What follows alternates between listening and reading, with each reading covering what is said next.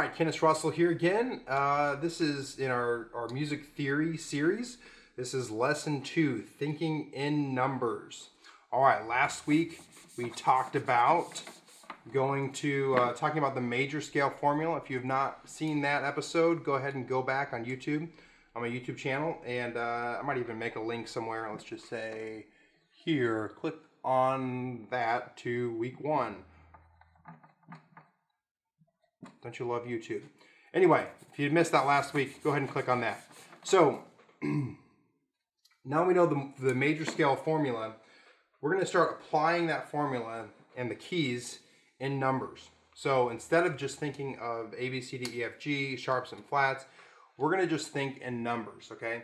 And in a lot of ways, just like the major scale formula, it applies kind of almost like a geometry formula.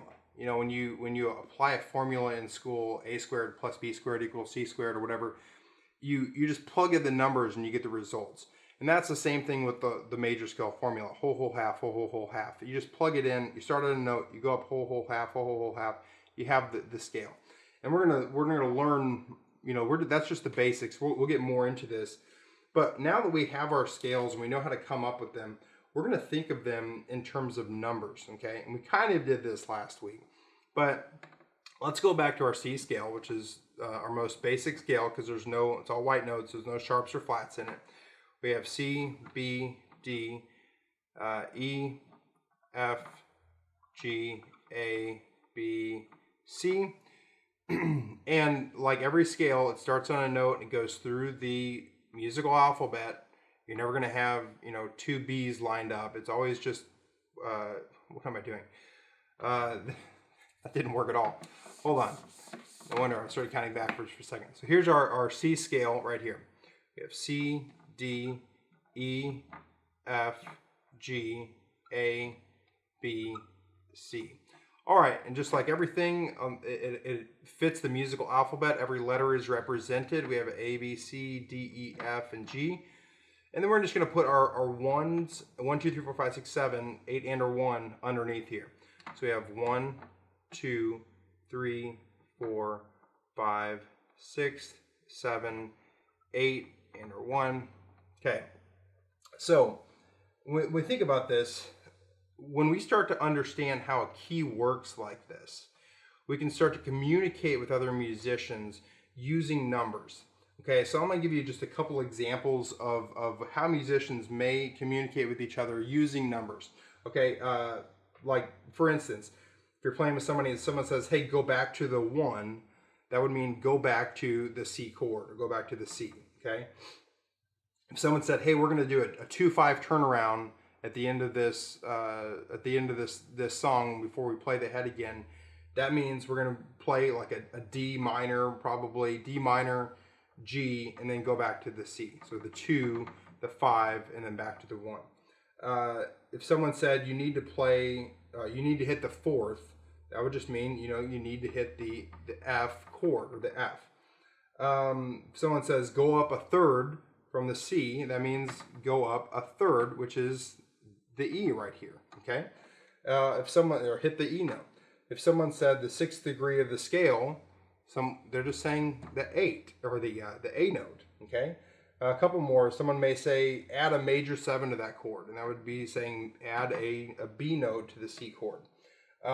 Someone said hit the sus5 of the new key to modulate up.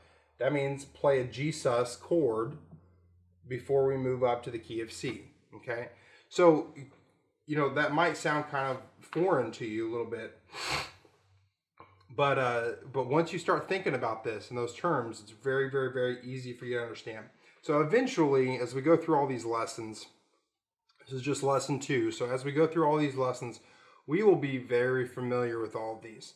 And so, you know, if someone says, you know, play the minor 6, you know that's going to be an A minor. If someone says, you know, play a 4, you know that's going to be an F chord. If someone says, you know, it's the 2, you know that's going to be a D of some sort. D minor probably.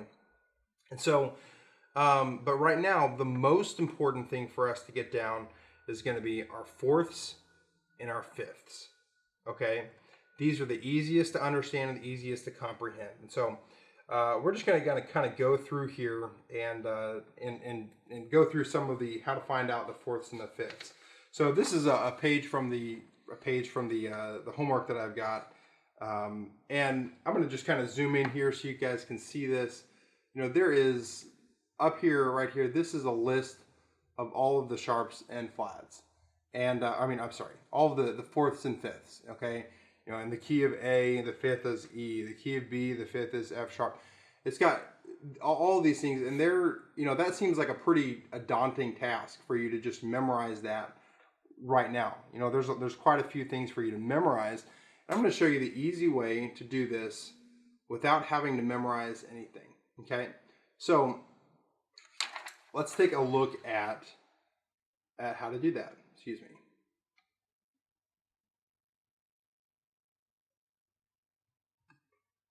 Okay, so let's take a look at how to figure out the fourth and the fifth without having to memorize that in every key. Okay, so let's just take the key of C, for instance, because that's the way we're going to start. We all know that you know, when someone says we're in the key of C, your one is C. Okay, if someone says you're in the key of B flat is your one. Okay, what we're going to do is we're just going to count up. Okay, so you don't even need to have this written out. You can just count using your alphabet. Okay, so if someone says, all right, what's the 4 of C? Okay, you would just go, here's my C. This is 1, C, D, E, F. The 4 of F or D is F.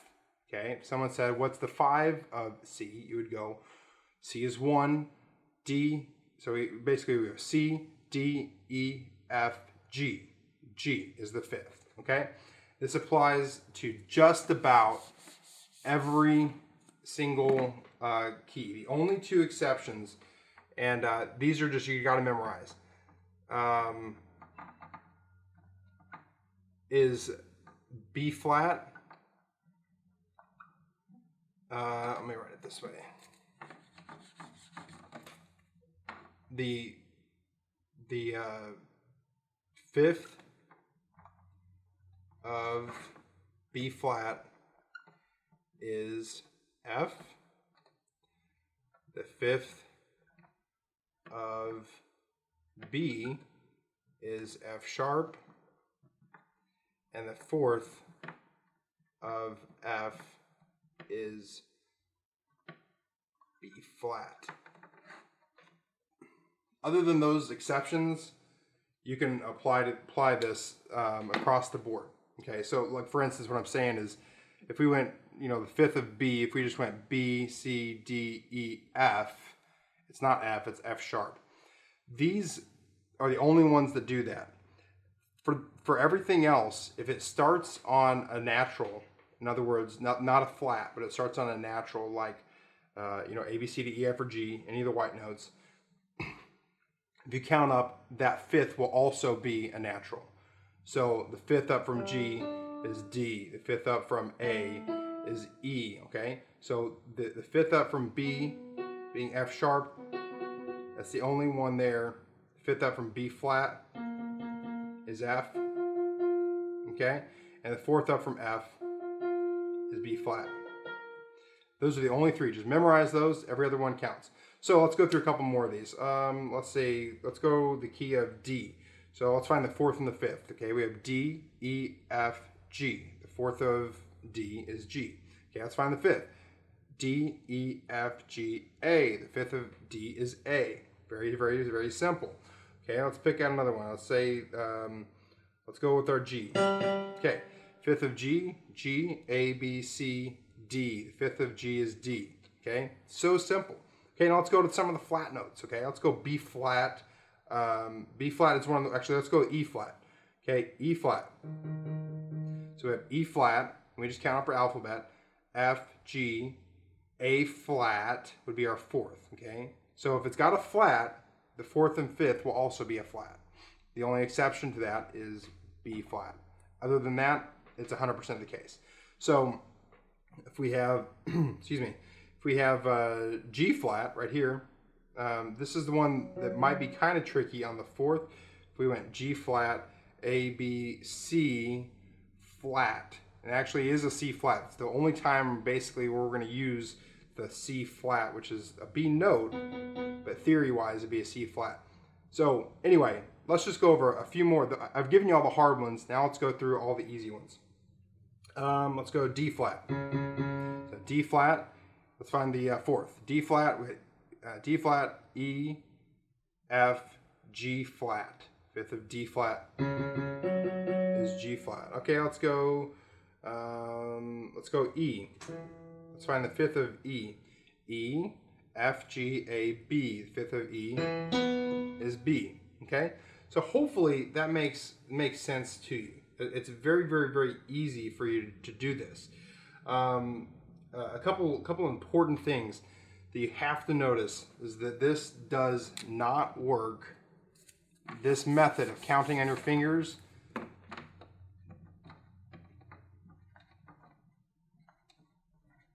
does not work all the time with the seconds, the thirds, the sixths, and the sevenths. This only works with the fourths and the fifths. Okay, so don't try to go, all right, we're in the key of, you know,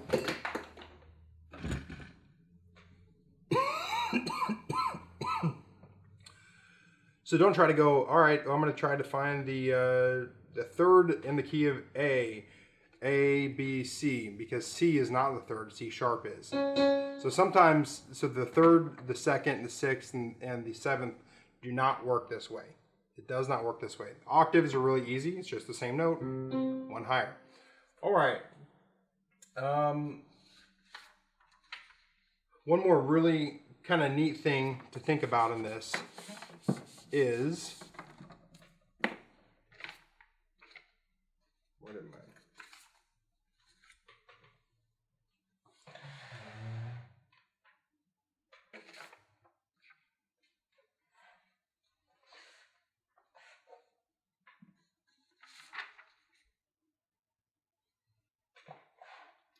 Okay, one other thing to really to notice here is the relationship between the fourths and the fifths.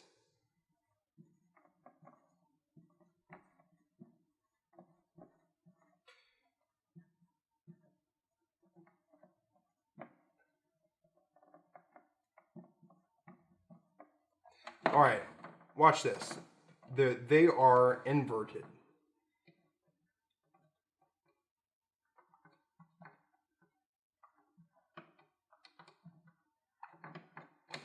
All right, what do I mean by that? Let's take the key of C real quick. The fifth, so I'm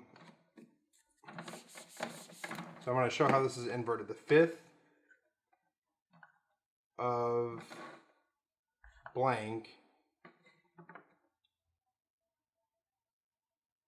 is blank. The fourth of blank is blank. Okay, watch this. Let's take C for instance.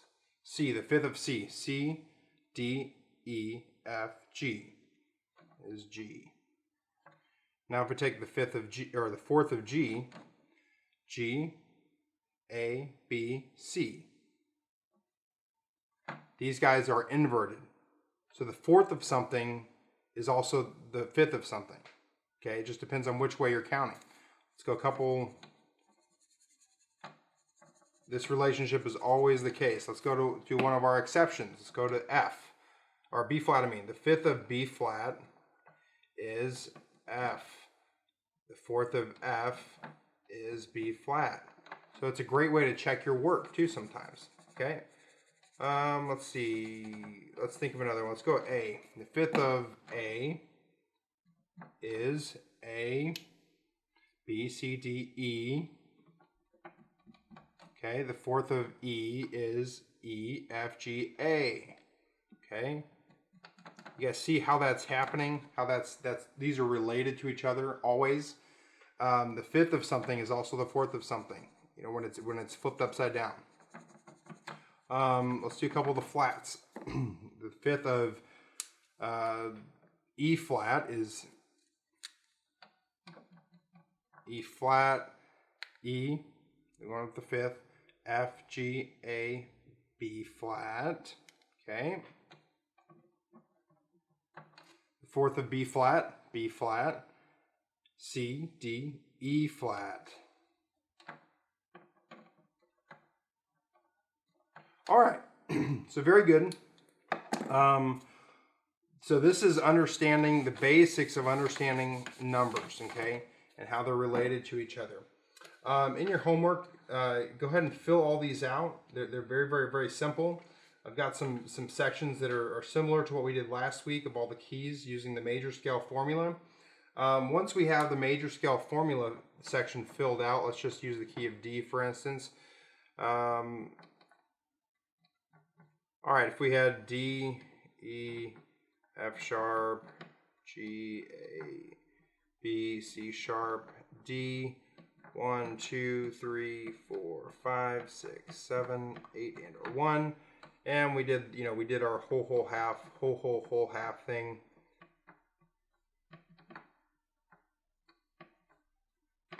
Now we can see that these, once we do this and we apply a number to them, like this, when someone says, hey, what is the sixth of D? You can look at your formula here and go, it's B, okay? So right now, this is how we're gonna figure out everything other than the fourths and fifths. So if someone says, what's the third? You would say F sharp. What's the seventh? C sharp. What's the second? E. What's the octave? D. That's it. It's very, very, very simple. This will apply to all of these. So as the homework, I want you guys to really get used to using that major scale formula. And for right now, that's how we're going to be figuring out all of our other numbers other than the fourths and the fifths and the octave. So anyway, hopefully I explained that well. If you have to watch it again, feel free to watch it again. And feel free to like, comment, and subscribe on YouTube. It really helps me out. Go ahead and like, comment, and subscribe. I'm not a very good speller. Anyway, thank you so much, and hopefully you'll stay tuned for week 3. Next week we're going to talk about the intervals, major and minor thirds, seconds, sixths, sevenths, the perfect fourth, and the perfect fifth, and the octave, and just moving right along in this 12-week series. Thanks for watching.